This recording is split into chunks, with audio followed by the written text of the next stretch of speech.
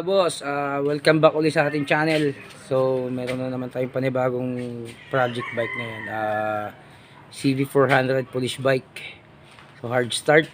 So, i-check natin itong kanyang barbula at carb. Tapos, check na rin natin yung kanyang spark plug. Tingnan natin yung sunog kung maganda. So, ayan, papakita natin. So, ayan mga boss. Ito yung ating project bike. Ayan. Kinalas na namin ang carb. So, itong kanyang manifold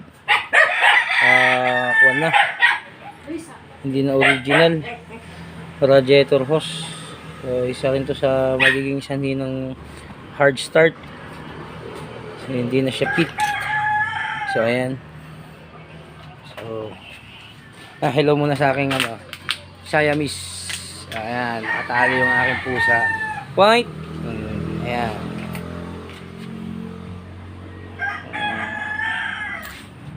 Ayan.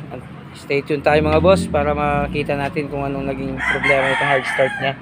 So, yung kanyang kuryente okay naman. Maganda naman ang supply. Check natin yung kanyang mga shim. Baka tukod na ang mga barbula. So, ayan mga boss. Sharon na. Oh, tubig at langis. Oh my God! Ano naman ang radiator? Hindi na tubig. Tsokolate. Naku, napakatindi nito. Sigurado may tama ng head nito. Hindi kaya yung kanyang water pump seal. Ayan.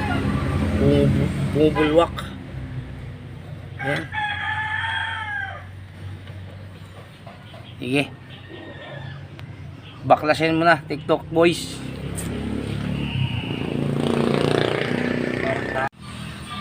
Ayan mga lods. Check natin yung valve clearance. Off, tukod. Number 4, intake.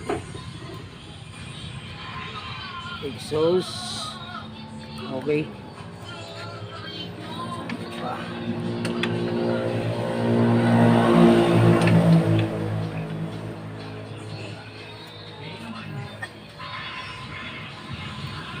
Okay to. Number 3. Okay, number 3.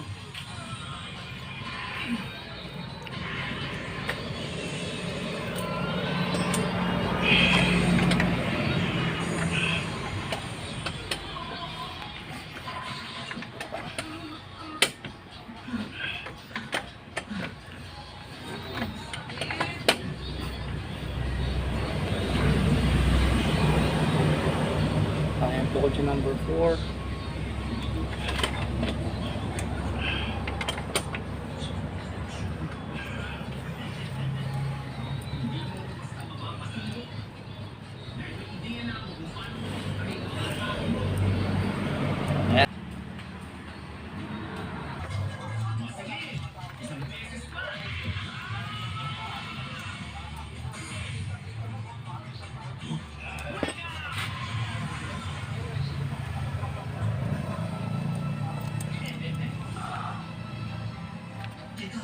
Okay, okay, exhaust number 3.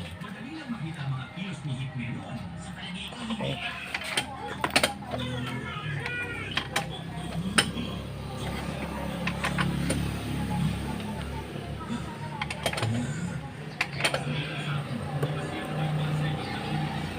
Number 2. Tukod din. Tukod.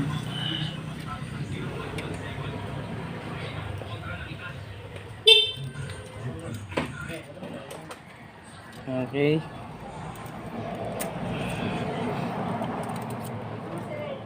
Okay. Number 1 naman tayo.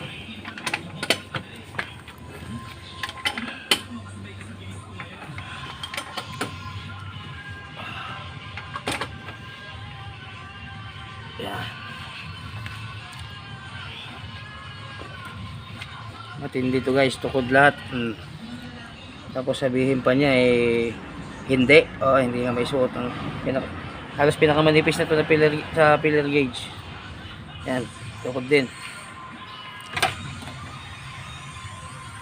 shot. Ang exhaust. Ayan. Okay.